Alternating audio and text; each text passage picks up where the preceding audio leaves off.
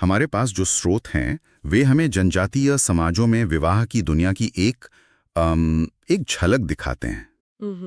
लेकिन ये सिर्फ रस्मों की एक लिस्ट नहीं है। हम्म। असल में ये एक पहेली के टुकड़ों की तरह है। हाँ। हर समाज को कुछ बुनियादी सवालों के जवाब खोजने पड़ते हैं ना। राइट। जैसे वंश कैसे आगे बढ़ेगा, जमीन जायदाद का बंटवारा कैसे होगा, और परिवारों के बीच रिश्ते कैसे बनेंगे और टिकेंगे। हाँ। आज हम देखेंगे कि इन सवालों के कितने हैरान कर देने वाले और अनोखे जवाब अलग-अलग जनजातियों ने खोज निकाले हैं। बिल्कुल सही कहा। ये एक तरह से आप कह सकती हैं सामाजिक इंजीनियरिंग का अद्भुत उदाहरण है। हर विवाह प्रथा, चाहे वो हमें कितनी भी अजीब लगे, वो किसी न किसी सामाजिक जरूरत को पूरा करने के लिए ही बनी है। राइट। ये सिर्फ दो लोगों का नहीं, बल्कि पूरे समुदाय के ताने बाने को मजबूत रखने का एक तरीका है। तो चलिए इसी सामाजिक ताने बाने की बुनावट को जरा और गहराई से समझते हैं। जरूर। तो सबसे पहले सबसे बुनियादी बनावट से शुरू करते हैं। एक साथी या कई? हमारे स्रोत विवाह को दो हिस्सों में बांटते हैं। एकल विवाह मतलब मोनोगमी, यानी एक जीवन साथी, और बहुविवाह यानी पॉलीगेमी।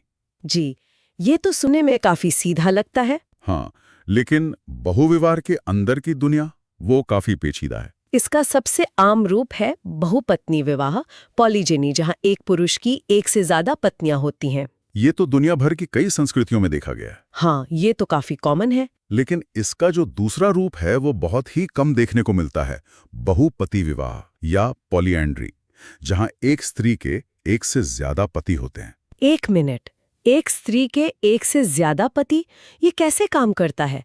मतलब अगर सभी पति भाई हैं, जैसा कि स्रोतों में भ्रातृ बहुपति विवाह का जिक्र है, तो परिवार में बच्चों का वंश पिता के नाम से कैसे तय होता है? क्या सभी भाइयों को बराबर का पिता माना जाता है? ये तो घर के अंदर के रिश्तों को बहुत जटिल बना देता होगा। आपका सवाल बिल्कुल सही जगह पर है। ये वाकई जटिल है। ऐसे समाजों में अक्सर सबसे बड़े भाई को ही सामाजिक पिता का दर्जा दिया जाता है। अच्छा। और बच्चे उसी के नाम से जाने जाते हैं, भले ही जैविक पिता कोई भी हो। लेकिन ऐसा क्यों? मतलब इसके पीछे कोई खास वजह? हाँ, इसका मुख्य कारण अक्सर आर्थिक होता है, खास तौर पर उन समाजों में जहाँ जमीन कम होती है। अच्छा, जमीन। जी, सभी भाई एक ही पत्नी साझा करके जमीन को बंटने से रोकते हैं। ये परिवार की संपत्ति और एकता को बनाए रखने का एक अनोखा सामाजिक समाधान है। वाह, यानी ये परिवार को बचाने की एक आर्थिक रणनीति है। इसी से जुड़ा एक और दिलचस्प विचार है, जिसे स्रोत अधिमान्य विवाह या प्रेफरेंशियल मैरिजेस कहते हैं। मतलब कुछ खास रिश्तेदारों से शादी को प्राथमिकता दी जाती है, जैसे ममेरे फुफेरे भाई बहनों का विवाह। Cross cousin marriage. अच्छा, या हाँ। और गोंड जनजाति में इसे दूध लौटावा कहते हैं। दूध लौटावा? ये नाम तो बड़ा दिलचस्प है ना? और ये नाम ही इसके पीछे का पूरा तर्क समझा देता है। दूध लौटाना इसका मतलब है, अगर एक पीढ़ी पहले आपके परिवार ने किसी दूसरे परिवार में बेटी दी है, तो अगली पीढ़ी में आप उस परिवार से अपने बेटे के लिए एक बेटी वापस लेंगे। बिल्कुल। तो ये सिर्फ संपत्ति बचाने की रणनीति नहीं, बल्कि एक तरह का सामाजिक बीमा जैसा हो गया। एक पीढ़ी पहले गिरे बेटी के बदले में एक बेटी वापस लेकर दोनों परिवार अपने गठबंधन को नवीनीकृत करते हैं, ये पक्का करते हुए कि अच्छे बुरे समय में वे एक दूसरे पर निर्भर रह सकते हैं। आपने बिल्कुल सही पकड़ा, ये रिश्ते की गारंटी है। और इसी तर्क पर दो और प्रथाएं काम करती हैं, साली विवाह, जिसे सरोरेट कहते हैं, और देवर विवाह, लिवरेट। अच्छा। इसे ऐसे समझिए कि दो परिवारों के बीच हुआ विवाह एक पुल की तरह है। अगर एक साथी की मौत से उस पुल का एक खंभा टूट जाए, तो साली विवाह यानी पत्नी की बहन से शादी, या देवर विवाह यानी पति के भाई से शादी, उसी परिवार से दूसरा खंभा लगाकर उस पुल को गिरने से बचा लेता है। इससे बच्चे अनाथ नहीं होते और गठबंधन भी बना रहता है। ये साफ दिखाता है कि इन समाजों में विवाह एक व्यक्ति से नहीं बल्कि पूरे परिवार से होता है। ठीक है, अब उस हिस्से में चलते हैं जहां चीजें और भी ज्यादा दिलचस्प हो जाती हैं। विवाह के वो तरीके जो सहमति, जबरदस्ती, सेवा और यहां तक कि प्रतीकों पर आधारित हैं, इन्हें समझने के लिए थोड़ा अलग अलग करके देखते हैं। पहले बात करते हैं उन विवाहों की जिनमें मर्जी और प्रेम शामिल हैं। जरूर। इसमें सबसे जाना पहचाना नाम है गंधर्व विवाह। या जिसे सहपलायन विवाह भी कहते हैं। जी। मतलब आज का एलोपमेंट या भागकर शादी करना, ये तो लगता है कि व्यक्तिगत पसंद की हमेशा से जगह रही है। हाँ, परजा जनजाति में ये काफी आम है, जहाँ लड़का लड़की एक दूसरे को पसंद करते हैं और परिवार के राजी न होने पर साथ भाग जाते हैं। बाद में समाज उन्हें स्वीकार कर लेता है। तो नियमों के बीच भी व्यक्तिगत भावनाओं के लिए गुंजाइश थी। बिल्कुल थी। लेकिन इसके ठीक उलट भी तो प्रथाएं हैं। अब बात करते हैं बल और हठ की। इसमें एक नाम है हठ विवाह या पैठुल विवाह। इसमें लिखा है कि महिला पुरुष के घर घुसकर विवाह करती है। ये तो आज के जमाने का सिट इन प्रोटेस्ट जैसा हो गया। मैं बस कल्पना कर रहा हूं कि उस घर में माहौल कैसा होता होगा। आपकी कल्पना बिल्कुल सही है। ये एक तरह का धरना ही है। अगर कोई लड़की किसी लड़के से शादी करना चाहती है और वो या उसका परिवार मना कर दे, तो लड़की जबरदस्ती उसके घर में आकर बैठ जाती है। सच में? हाँ, वो हर तरह का ताना और अपमान सहती है, लेकिन टस से मस नहीं होती।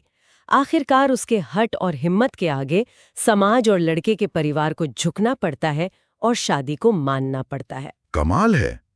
अच्छा, इसी से जुड़ा एक और तरीका है अपहरण विवाह या पायसुथुर विवाह। ये सुनने में तो एक अपराध जैसा लगता है। क्या इसे सच में एक वैध विवाह माना जाता है, या ये सिर्फ जबरदस्ती को सामाजिक नाम देने का एक तरीका है? मुझे ये समझने में थोड़ी मुश्किल हो रही है। ये एक बहुत ही संवेदनशील और जटिल प्रथा है जो गोंड जनजाति में मिलती है। कागज पर यह अपहरण ही है, लेकिन इसकी हकीकत कई परतों में है। कई बार ये पूरी तरह से प्रतीकात्मक होता है। प्रतीकात्मक कैसे? मान लीजिए कि लड़का लड़की एक दूसरे को पसंद करते हैं, लेकिन लड़की का परिवार सीधे तौर पर मानने को तैयार नहीं। ऐसे में एक दिखावटी अपहरण किया जाता है। अच्छा। इससे लड़की के परिवार की इज्जत भी रह जाती है कि उन्होंने आसानी से बेटी नहीं दी, और दोनों की शादी भी हो जाती है। ये दिलचस्प है कि इसमें लड़की की मौन सहमति हो सकती है, लेकिन क्या इससे इस प्रथा के ज्यादा हिंसक और जबरदस्ती वाले रूप का दरवाजा भी नहीं खुल जाता? क्या स्रोत इस पर कुछ और रोशनी डालते हैं? बिल्कुल, ये इसका सबसे बड़ा खतरा है।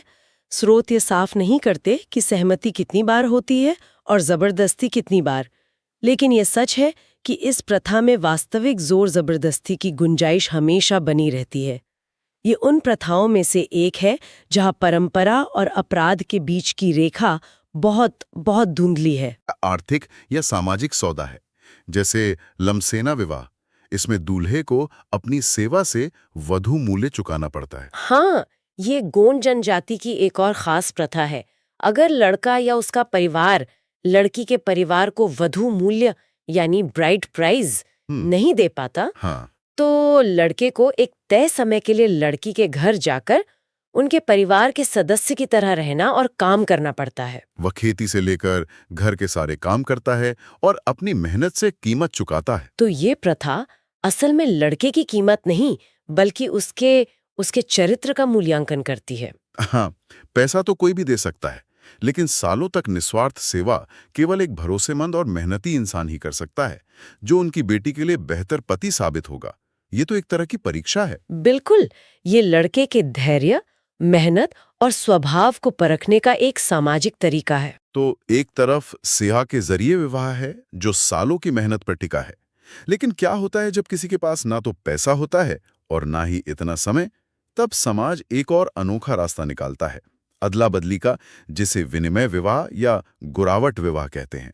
सही, इसे एक्सचेंज मैरिज भी कहते हैं। ये वधु मूल्य की समस्या का एक सीधा समाधान है। कैसे? एक परिवार अपनी बेटी की शादी दूसरे परिवार के बेटे से करता है और बदले में उस परिवार की बेटी से अपने बेटे की शादी कर लेता है। मतलब एक हाथ दे एक हाथ ले। बिल्कुल, इससे दोनों परिवारों पर कोई आर्थिक बोझ नहीं पड़ता। और एक क्रय विवाह या पारिण धन भी है, जो शायद सबसे सीधा तरीका है, जहां वर पक्ष वधु पक्ष को कुछ धन या उपहार देता है। हाँ, जिसे हम ब्राइड प्राइज कहते हैं। ये मुआवजे जैसा है, ये मानने के लिए कि एक परिवार अपनी बेटी की परवरिश पर जो संसाधन लगाता है, उसकी भरपाई हो रही है। ठीक है, अब आते हैं उन प्रथाओं पर जो तर्क और समाजशास्त्र से भी परे सीधे सीधे आध्यात्म और प्रतीक की दुनिया में ले जाती हैं। इनमें से एक है तीर विवाह। ये सुनकर मेरे दिमाग में जो पहली तस्वीर आती है वो यह है कि एक लड़की की शादी तीर से हो रही है। क्या ये सच है? आपका अनुमान 100% सही है। बिंजवार जनजाति में यही होता है। जब लड़की बड़ी हो जाती है तो उसकी शादी बाकायदा रस्मों रिवाज के साथ एक तीर से की जाती है। लेकिन सवाल है क्यों? एक तीर से शादी क्यों? क्योंकि वो तीर सिर्फ एक हथियार नहीं है, वो उस जनजाति की पहचान, उसकी रक्षा और उसके कुल देवता का प्रतीक है। अच्छा। इस प्रतीकात्मक विवाह के जरिए लड़की सबसे पहले अपने समुदाय और उसकी परंपराओं के प्रति अपनी वफादारी की कसम खाती है। वो समुदाय का एक अभिन्न अंग बनती है। और इसके बाद? इस पहली शादी के बाद वो किसी भी पुरुष से शादी करने और अपना परिवार बसाने के लिए आजाद होती है। ये एक तरह की दीक्षा है। अविश्वसनीय। ये तो बेहद गहरा विचार है। इसी तरह की एक और प्रथा है महुआ विवाह। इसमें लिखा है उचित वर ना मिलने पर महुआ या 4 वृक्ष से विवाह। क्या इसका मतलब सच में पेड़ से शादी है? इसका क्या कारण हो सकता है? हाँ, इसका मतलब पेड़ से शादी ही है। कई जनजातियों के लिए महुआ का पेड़ सिर्फ एक पेड़ नहीं बल्कि जीवन का स्रोत है। उससे उन्हें भोजन, पेय और आश्रय मिलता है। वो पूजनीय है, पवित्र है। तो फिर जब किसी लड़की के लिए किसी वजह से लंबे समय तक कोई योग्य वर नहीं मिलता तो उसे समाज के तानों या किसी अमंगल की आशंका से बचाने के लिए उसका विवाह इस पवित्र पेड़ से कर दिया जाता है। तो ये एक तरह का सामाजिक और आध्यात्मिक सुरक्षा कवच है। पेड़ से विवाह करके लड़की को विवाहित का दर्जा मिल जाता है, जिससे समाज में उसकी स्थिति बनी रहती है और उसे अकेला नहीं समझा जाता। बिल्कुल, ये प्रकृति के साथ एक पवित्र गठबंधन है जो उसे सामाजिक कलंक से बचाता है। एक और ऐसा ही अनुष्ठान भुंजिया जनजाति में है, कांड विवाह, जिसे कांड बर्रा भी कहते हैं। अच्छा। हाँ, ये भी एक तरह का प्रतीकात्मक अनुष्ठान है जो लड़कियों के स्त्रीत्व में प्रवेश का प्रतीक है। इन अनोखी प्रथाओं के अलावा कुछ और भी हैं जो दिखाती हैं कि समाज कैसे बदलती परिस्थितियों के साथ तालमेल बिठाता है। जैसे 2 प्रथाएं हैं जो बिल्कुल एक दूसरे की उल्टी हैं। एक है चढ़ विवाह, जो हम सब जानते हैं, जिसमें लड़का बारात लेकर लड़की के घर जाता है। हाँ, ये सबसे आम तरीका है। लेकिन दूसरी है पठोनी विवाह। पठोनी? हाँ, इसमें लड़की बारात लेकर लड़के के घर जाती है और शादी लड़के के घर पर होती है। अरे वाह, ये तो बिल्कुल उल्टा है। जी, यह दिखाता है कि किस समाज में वधू पक्ष ज्यादा शक्तिशाली है और किसमें वर पक्ष। और अगर शादी टूट जाए या साथी की मृत्यु हो जाए तो उसके लिए भी व्यवस्था है? हाँ, बिल्कुल है। एक है अरुतो विवाह। अरुतो का सीधा मतलब है पुनर्विवाह, यानी विधवा या तलाकशुदा महिला की दूसरी शादी।